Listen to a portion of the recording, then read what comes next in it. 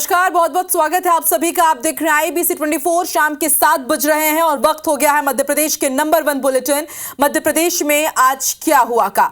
तो शुरुआत करते हैं। इंदौर जीआरपी पुलिस ने इंदौर महू नागदा पैसेंजर एक्सप्रेस में 6 टुकड़ों में मिली महिला की शव का खुलासा कर दिया है और माना जा रहा है कि ये पूरा हत्याकांड साजिश के तहत रचा गया था। उज्जैन से आरोपी को गिरफ्तार किया गया है और इस पूरे मामले में महिला का फोन आरोपी तक पहुंचने के लिए सबसे महत्वपूर्ण साबित हुआ और आरोपी को जेल पहुंचाने के लिए उसकी मूक बधिर पत्नी ने भी अपने बयान से अहम भूमिका निभाई है। देखिए रिपोर्ट।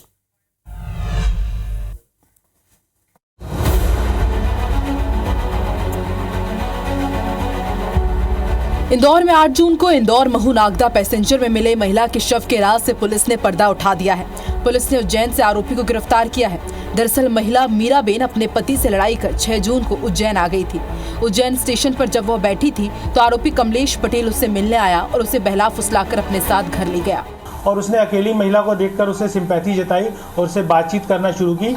तो उसने जो है अपना दुख बताया कि मैं जो है अपने पति से विवाद करके आई हूँ और मैं मथुरा जाना चाहती हूँ। तो उसने जो है अकेली जान करके उससे बोला कि मथुरा की ट्रेन तो निकल गई, आप मेरे घर चलो और मैं आपको खाना वाना खिलाता हूँ और जब दूसरी ट्रेन आएगी तो मैं उसको उसमें बैठा दूंगा। आरोपी उज्जैन स्टेशन के पास ही हीरा मिल की चौल में रहता है। 6 जून को मीराबेन आरोपी के घर में ही रही। 7 जून को कमलेश नशा कर घर लौटा और महिला के खाने में नशीली गोलियां मिला दी और कुछ देर बाद उससे जबरदस्ती करने लगा, लेकिन महिला ने इसका विरोध किया तो उसने लोहे की रॉड उसके सर पर दे मारी। आरोपी को ये लगा कि महिला मर गई है, जबकि महिला सिर्फ बेहोश हुई थी। उसने पास ही पड़ी रस्सी से उसका गला घोंटकर उसे मार डाला। 7 जून की रात को धारदार हथियार लेकर नशा करने के बाद उसने रात भर बैठकर महिला के टुकड़े किए। फिर सुबह पहला बोरा इंदौर महू नागदा पैसेंजर ट्रेन में रखा, लेकिन दूसरा बोरा उठाने घर में गया तो ट्रेन निकल गई। इसके बाद कुछ देर उसने इंतजार किया और अगला बोरा ऋषिकेश जाने वाली ट्रेन में रख दिया। मैनुअली ट्रैक किया हमने टेक्निकली ढंग से ट्रैक किया। ट्रैक करते करते हम उज्जैन तक पहुँचे और उज्जैन में ये पाया कि जो है उसकी जो है अंतिम लोकेशन वहाँ आई है। तो इस पर से जो हमने कार्रवाई करते हुए एक आरोपी का पकड़ा है। आरोपी तक पहुंचने में महिला के मोबाइल की अहम भूमिका रही। महिला की हत्या करने के बाद आरोपी ने उसका फोन चालू किया था, जिसके बाद पुलिस को उसकी लास्ट लोकेशन मिली। उसने फिर से फोन बंद किया, लेकिन अगली बार अपनी सिम उस मोबाइल में उसने डाली, जिससे पुलिस ने उसे ट्रैक किया। इसमें आरोपी कमलेश पटेल की मूक बधिर बीवी ने भी साइन लैंग्वेज के जरिए पुलिस को पूरी वारदात बताई। बहरहाल इस पूरे मामले में एक बात तो साफ है कि मृतक मीराबेन का अनजान व्यक्ति पर भरोसा ही उसकी मौत का कारण बना। किसी अनजान व्यक्ति पर भरोसा करना किसी महिला के लिए कितना घातक हो सकता है, इंदौर जीआरपी पुलिस ने आज जो पूरा खुलासा किया है उसमें साफ हो गया है कि इस महिला ने अगर इस आरोपी पर अंधा भरोसा नहीं किया होता तो शायद आज वो जिंदा होती। मीराबेन ने आरोपी कमलेश पटेल पर भरोसा किया और उसने उन्हें मौत के घाट उतार दिया।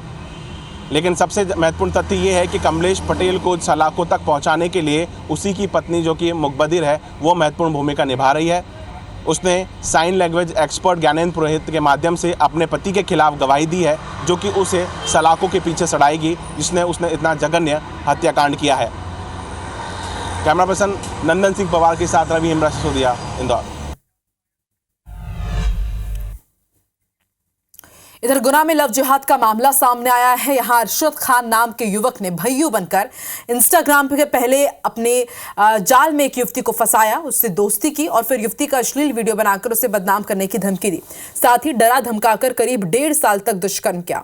पीड़िता के मुताबिक आरोपी युवक की फैमिली के साथ फोटो देखने पर उसके मुस्लिम होने की उसे जानकारी मिली, जिसके बाद आरोपी युवक युवती का धर्म परिवर्तन का दबाव बनाने लगा और उसके साथ मारपीट भी की।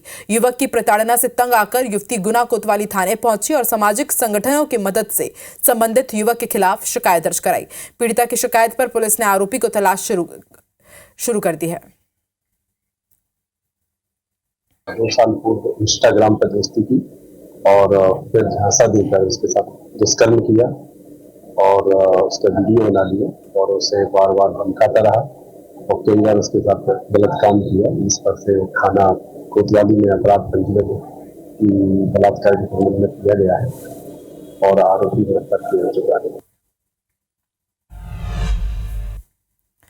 इधर सिवनी में गौवंश हत्याकांड को लेकर जांच शुरू हो गई है। धूमा थाना क्षेत्र के गरघटिया और ककरतला के बीच जंगल में घटनास्थल पर पुलिस कमिश्नर और आईजी के साथ दूसरे आला अधिकारी पहुंचे और बारीकी से जगह का निरीक्षण किया। बता दें कि शनिवार को मुख्यमंत्री के आदेश पर बनी उच्च स्तरीय जांच टीम सीआईडी ने धूमा स्थल क्षेत्र का घटनास्थल का मुआयना किया। इतनी नहीं, सीआईडी की टीम अभी भी घटनास्थल पर मौजूद है।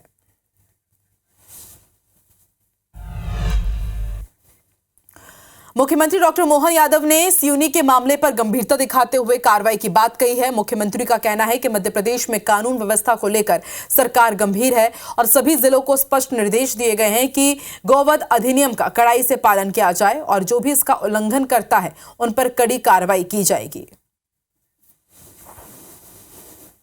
मुझे इस बात का संतोष है कि लगातार इसी के कारण से लगभग हमारे एक माह में 550 से ज्यादा प्रकरण पंजीबद्ध किए गए, 7,000 से ज्यादा गौमाताओं के गोवंश को बचाया गया है और ऐसी सैकड़ों लोगों पे कार्रवाई की गई है और ये हमारी कार्रवाई जारी रहेगी। एक सिवनी में थोड़ी इसकी क्योंकि बॉर्डर का इलाका है, स्वाभाविक रूप से इसमें कुछ बड़ी घटना घटी थी। हमने अपना एक एडीजी लेवल का दल भेजा है और उनकी रिकमेंड के आधार पर कठोर कार्रवाई की गई। मध्य प्रदेश में एक के बाद एक लगातार गौहत्या के मामले सामने आ रहे हैं। एक तरफ सिवनी में एक साथ 50 से ज्यादा गौहत्या का मामला अभी तक शांत नहीं हुआ कि वहीं दूसरी तरफ जबलपुर में गौहत्या की घटना सामने आई है। कटंगी थाना क्षेत्र में गौवंश का कटा हुआ सर मिला, जिसकी जानकारी मिलते ही विश्व हिंदू परिषद और बजरंग दल के कार्यकर्ताओं ने थाने का घेराव किया, जिसके बाद एएसपी, एडिशनल कलेक्टर और आसपास के 5 थानों की पुलिस कटंगी पहुंची और पुलिस ने 4 संदेहियों को हिरासत में लिया है। फिलहाल पुलिस संदेहियों से पूछताछ कर रही है। गौवंश के कटे हुए सर बरामद हुए हैं। यदि 24 घंटे के अंदर सख्त कार्रवाई नहीं होती तो विश्व हिंदू परिषद, बजरंग दल उग्र आंदोलन करने के लिए बाध्य होगा। इसकी संपूर्ण जवाबदारी शासन प्रशासन की होगी। बोरी में एक जानवर की लाश जैसी मिली थी। जब उसका पोस्टमार्टम कराया गया तो वो नट निकला, जो छोटा बछड़ा होता है, और हमें इसमें क्लू भी मिल गया है और जल्द ही हम इसमें आरोपियों को गिरफ्तार करेंगे। ग्वालियर में अवैध खनन को लेकर कांग्रेस विधायकों ने सरकार के खिलाफ मोर्चा खोल दिया। कांग्रेस के 3 विधायकों ने प्रेस कॉन्फ्रेंस कर प्रदेश सरकार पर आरोप लगाए हैं। कांग्रेस विधायकों का कहना है कि अवैध खनन के कारण प्रदेश सरकार को करोड़ों रुपए के राजस्व की हर रोज हानि हो रही है। उन्होंने जिला अधिकारियों पर खनिज माफिया के साथ साठगांठ का आरोप लगाया है। कांग्रेस विधायकों ने कहा कि जल्द ही अवैध उत्खनन पर काबू नहीं पाया गया तो वो सड़क से लेकर संसद तक प्रदर्शन करेंगे। लगभग 4 या 5 खदानें वैध हैं, बाकी लगभग 20 जगह से अवैध उत्खनन हो रहा है और कुछ तो ऐसी जगह है जहां से अवैध उत्खनन हो रहा है जिनका कोई चिन्हित स्थान ही नहीं है। बिल्कुल सरकार के संरक्षण में चल रहा है, बगैर सरकार के संरक्षण के ये चलना संभव नहीं है। पूरे ग्वालियर जिले को नदियों को छलनी किया जा रहा है, अवैध उत्खनन किया जा रहा है, जनता को लूटा जा रहा है, सरकार को करोड़ों रुपए की राजस्व की हानि पहुंचाई जा रही है। सरकार इन पर कार्रवाई करे, इनके रेत को जब्त करे, इनके खिलाफ कार्रवाई करे और जितना माल निकाला है इन्हें उतने माल की रॉयल्टी इनसे वसूल करे। मुरैना में जिला अस्पताल के डॉक्टरों ने मंत्री के बीमार होने की खबर सुनते ही एक मरीज को आईसीयू वार्ड से बाहर करके दूसरे वार्ड में शिफ्ट कर दिया। डॉक्टर शायद भूल गए कि मरीज गंभीर था। जब मंत्री का आना निरस्त हो गया तो मरीज को वापस आईसीयू में शिफ्ट कर दिया गया। मामला उजागर होने के बाद जिला अस्पताल के डॉक्टर अब सफाई दे रहे हैं। बता दें कि केंद्रीय मंत्री जीतन राम मांझी मुरैना से होते हुए गुजर रहे थे, तभी अचानक से स्वास्थ्य विभाग को जानकारी मिली कि उनकी तबियत खराब हो गई है, जिस वजह से वो अस्पताल में भर्ती किए जा सकते हैं। ये खबर सुनते ही अस्पताल प्रबंधन ने आनंद फानन में 4 दिन से आईसीयू वार्ड में भर्ती सिहोनिया निवासी साधु सिंह तोमर को आईसीयू वार्ड से निकालकर जनरल वार्ड में शिफ्ट कर दिया। उसने कहा था कि मंत्री जी आ रहे हैं, उनके लिए वो खाली पलंग होना जरूरी है, आप थोड़ी देर के लिए बाहर चले जाओ, फिर अंदर ले लें, वो चले जाएंगे। वो आईसीयू में थे लेकिन गंभीर स्थिति उनकी नहीं थी। आईसीयू में उनको सुविधा अनुसार उनके ज्यादा आराम के लिए उनको रखा गया था। चूंकि माननीय केंद्रीय मंत्री गुजर रहे थे, उनकी तरफ से ऐसा मैसेज आया कि वो संभवतः वहाँ आ सकते हैं इलाज के लिए, तो थोड़ी देर के लिए उन्हें हटाया गया। अगर कोई आता है विशेष तो उसके लिए अलग से आईसीयू रिजर्व कर रखा है, उस व्यवस्था करते हैं। किसी पेशेंट को उसकी वजह से हम शिफ्ट नहीं करते हैं। उस संबंध में वो जानकारी भी लेता हूँ कि उस पेशेंट को किसके आदेश पर किस कारण से उसको शिफ्ट किया गया था और उसकी पूरी जानकारी लेने के बाद बताऊँगा। इंदौर भोपाल में चल रहे मेट्रो प्रोजेक्ट को लेकर मुख्यमंत्री डॉक्टर मोहन यादव ने स्थिति साफ कर दी है। उनका कहना है कि मुझे इस बात का संतोष है कि आवागमन के साधन को लेकर हमारी सरकार गंभीरता से काम कर रही है। जैसा हम सब की जानकारी में है कि वर्तमान में इंदौर और भोपाल में मेट्रो ट्रेन का प्रोजेक्ट चल रहा है, उसके एक चरण का काम और बाकी रह गया है। इसी साल ये दोनों मेट्रो के चरणों की शुरुआत हो जाएगी। साथ ही साथ हमने निर्णय किया है कि वंदे भारत मेट्रो चलेगी। कई विषयों को हमने लेकर ज्वाइंट मीटिंग की है। सिंहस्थ के पहले इंदौर से उज्जैन के बीच मेट्रो ट्रेन चलाने का प्रयास है। वर्तमान में इंदौर और भोपाल में मेट्रो ट्रेन का प्रोजेक्ट चल रहा है, उसके एक चरण का काम और बाकी रहेगा। इसी साल ये दोनों मेट्रो के चरणों की शुरुआत होने जा रही है। साथ ही साथ हमने निर्णय कल किया है कि वंदे भारत मेट्रो, यशस्वी प्रधानमंत्री ने एक नया मेट्रो का और नया वर्जन निकाला है। तो ऐसे कई विषयों को लेकर हमने ज्वाइंट मीटिंग की। मध्य प्रदेश में 23 जून से पल्स पोलियो अभियान का आगाज हो गया है। डिप्टी सीएम राजेंद्र शुक्ला और स्वास्थ्य राज्य मंत्री नरेंद्र शिवाजी पटेल ने अभियान की शुरुआत की है और ये कैंपेन 25 जून तक चलेगा। इस दौरान 5 साल तक के बच्चों को पोलियो ड्रॉप पिलाई जाएगी। इस दौरान उप मुख्यमंत्री राजेंद्र शुक्ला ने कार्यक्रम में मौजूद स्वास्थ्य विभाग के कर्मचारियों को शपथ भी दिलाई। अभियान में 55,000 बूथों पर 0 से लेकर के 5 वर्ष तक के बच्चों को पोलियो की खुराक पिलाई जाएगी। इस दौरान डिप्टी सीएम ने कहा कि जिन विभागों में कर्मचारियों की कमी है उसके लिए हम जल्द भर्ती शुरू करने जा रहे हैं।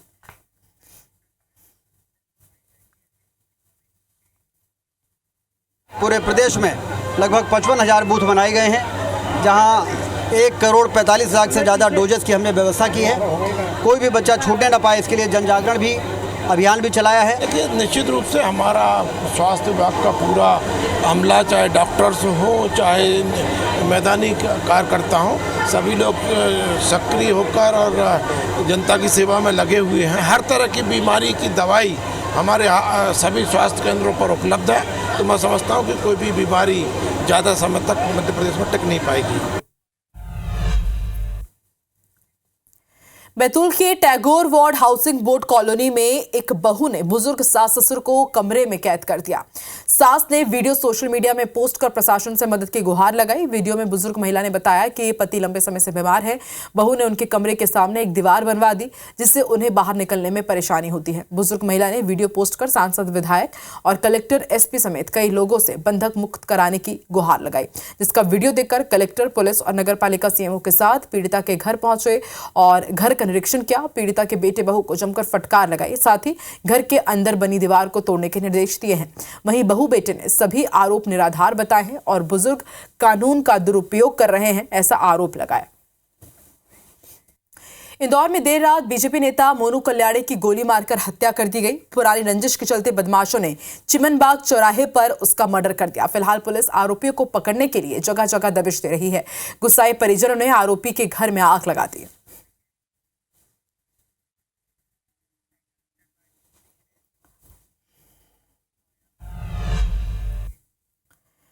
हटा की महिला का अपहरण कर राजस्थान के सीकर में रेप किया गया। इतना ही नहीं, आरोपी महिला के बच्चे को जान से मारने की धमकी भी देता था।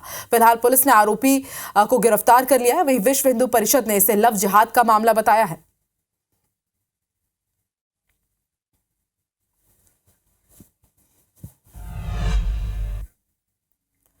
उमरिया जिले में धनवाही सिंचाई परियोजना 11 साल बाद भी धरातल में उतर नहीं पाई है। साल 2013 में 32 करोड़ की लागत से शुरू हुआ नहर का निर्माण कार्य अब भी पूरा नहीं हुआ है। पहला लेफ्ट साइड 14 किलोमीटर धनावर गांव तक और दूसरा साइड करीब 12 किलोमीटर बड़ा गांव तक नहर का निर्माण कार्य किया जाना था, जिसका निर्माण कार्य सिर्फ कागजों में सिमट कर रह गया है और किसानों को पानी नहीं मिल पा रहा है। जितनी नहर बनी है उसका ज्यादातर हिस्सा टूट रहा है। नहर में झाड़ियां और घास उग आई है, जिससे किसानों ने ठेकेदार पर गुणवत्ताहीन काम करने का आरोप लगाया है। वहीं जब मामले को लेकर कलेक्टर धनेंद्र जैन से बात की गई तो उन्होंने संबंधित अधिकारियों से बात करने का हवाला दिया। नहर परियोजना जो है 10-12 साल पहले संचालित हुई थी, है ना, जो कि पूर्ण रूप से संचालित नहीं हो पाई। जगह जगह पर जो है किनाल टूटे हुए हैं, पानी चलता है और टूट जाता है। वो 3 साल में बनना था, आज 12 साल हो गए।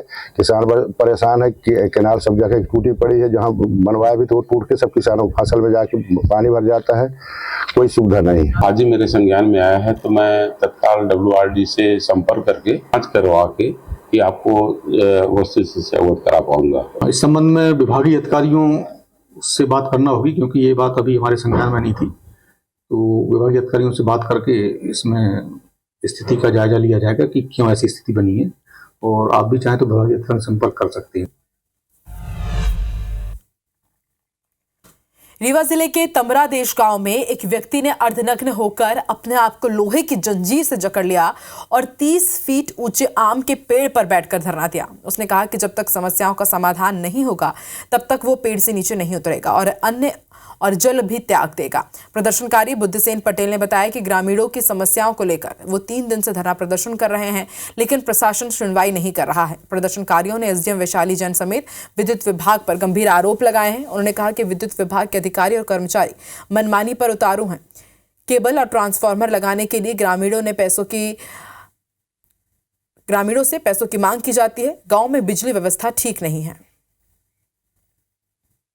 जब तक हमारे समस्याओं का निराकरण नहीं हो जाता है, चाहे वो बिजली विभाग का मामला हो, चाहे वो SDM अनुविभागीय अधिकारी वैशाली जैन का मामला हो, जब तक उसके खिलाफ जांच नहीं बैठाई जाएगी तब तक हम इस 80 फीट वृक्ष के ऊपर लगातार धरना जारी रखेंगे। धार जिले के दसई में जल्दी बारिश होने के लिए ग्रामीण और किसानों ने प्राचीन समय से चले आ रहे एक अजब गजब टोटके का सहारा लिया। एक व्यक्ति को गधे पर उल्टा बैठाकर शमशान में 7 बार घुमाया गया। इस दौरान ग्रामीणों ने इंद्रदेव के जयकारे लगाए। मान्यता है कि ऐसा करने से भगवान इंद्रदेव प्रसन्न होते हैं और भरपूर बारिश करते हैं। बता दें कि बारिश में देरी होने के कारण खेत में बोवनी नहीं हो पा रही है। इसके अलावा जहाँ बोवनी हो चुकी है वहाँ फसल मुरझा रही है और इसके चलते किसान चिंतित है। बारिश नहीं होने के कारण यह गधे पर कोई मुखिया आदमी या किसी भी व्यक्ति को बिठा के घुमाने से वर्षा हो जाती है। इंद्रदेव रूठे हुए मान जाते हैं। पूर्वज लोगों का कहना है कि अगर इंद्र राजा पानी नहीं गिरता है, आसपास गिर जाता है और जहाँ पे जो जगह होती है वहाँ पे नहीं गिरता है, इसलिए ये टोकना किया गया है। भोपाल में जनसंघ के संस्थापक डॉक्टर श्यामा प्रसाद मुखर्जी की पुण्यतिथि मनाई गई। सीएम डॉक्टर मोहन यादव और भाजपा प्रदेश अध्यक्ष विष्णुदत्त शर्मा सहित बीजेपी के नेताओं ने डॉक्टर श्यामा प्रसाद मुखर्जी को पुष्पांजलि अर्पित की। इस अवसर पर सीएम यादव ने कहा कि पूरा देश उनके बलिदान को हमेशा याद करेगा। एक ऐसे महानायक जिन्होंने आज़ादी के पहले और आज़ादी के तुरंत बाद भविष्य की बड़ी चुनौतियां जो देश के सामने आने वाली थी, इसके सामने अपनी बड़ी भूमिका अदा की। हम स्मरण रखें, बंगाल के उस विभाजन के दौर में भी बंगाल बंग भंग योजना अंग्रेजों ने लागू की थी, उसमें भी उस विभीषिका का जनता के सामने चित्र प्रस्तुत कर अपनी भूमिका अदा की। और आज़ादी के तुरंत बाद भले ही लोकसभा जीते, लेकिन लोकसभा के साथ नई सरकार के सामने सबसे बड़ी चुनौती जम्मू कश्मीर की बनेगी। और इस जम्मू कश्मीर की चुनौती को उस समय भांप लेना, ये वाकई कोई डॉक्टर मुखर्जी जैसा व्यक्तित्व ही हो सकता है। जैसे उनकी मेघा उनके अपने जन्म के बाद से उनके बाकी जीवन काल में दिखाई देती है। 33 साल की छोटी सी आयु में कलकत्ता विश्वविद्यालय के कुलपति और बाद में मंत्री होने के बाद भी तुरंत मंत्री पद से इस्तीफा देकर के एक बड़े विषय को लेकर के जनता के सामने जाना, और उससे बढ़कर के 52 के बाद जब उनने अपने कदम बढ़ाए इस दिशा में कि मैं जम्मू कश्मीर की तरफ पूरे देश का ध्यान आकर्षित करना चाहता हूं। और हमने सबने देखा कि कलकत्ता में जो उनने उस समय उद्घोष किया था कि इसके लिए मैं जो बन पड़ेगा वो करूँगा, और जो कहा वो करके दिखाया। ये जनसंघ के पहले संस्थापक अध्यक्ष का एक तरह से बलिदान भी था, और हमारे देश के लिए ये एक ऐसी भविष्य की बड़ी चुनौती की तरफ सबका ध्यान आकर्षित किया। काल के प्रवाह में जो डॉक्टर मुखर्जी ने विषय सबके सामने रखा था, मैं अध्यक्ष जी और पूरे मंच के साथ इस बात के लिए जरूर रेखांकित करना चाहूँगा। हम सब जानते हैं कि बलिदान दिवस के अवसर पर डॉक्टर मुखर्जी ने और बाद में पंडित दीनदयाल उपाध्याय ने इस अवसर पर हमारे अपने यशस्वी प्रधानमंत्री को धन्यवाद देना चाहूँगा, जिनकी अपनी सरकार में इस जम्मू कश्मीर की धारा 370 जिसके माध्यम से देश ने अभी तक की सबसे बहुत बड़ी विभीषिका सहन की है। 40,000 से ज़्यादा निरपराध लोग जिसमें मारे गए। ऐसे उस 1951-52 में जो मुद्दा बताया गया था, उस धारा 370 के कलंक को धोने का काम यशस्वी प्रधानमंत्री ने किया है। हम अपनी इस भूमिका को भी स्मरण रखेंगे डॉक्टर मुखर्जी के प्रति।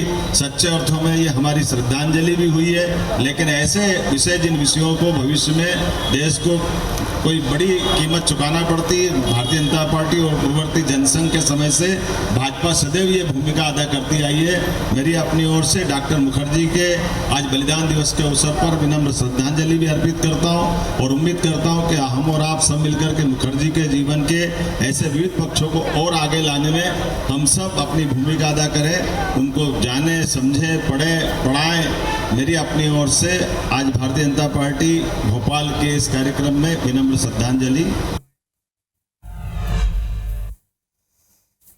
और मध्य प्रदेश के बुलेटिन में फिलहाल इतना ही। आगे देखिए छत्तीसगढ़ी भाषा में नंबर 1 बुलेटिन श्रवण तंबोली के साथ। हमर बानी हमर गोट। नमस्कार।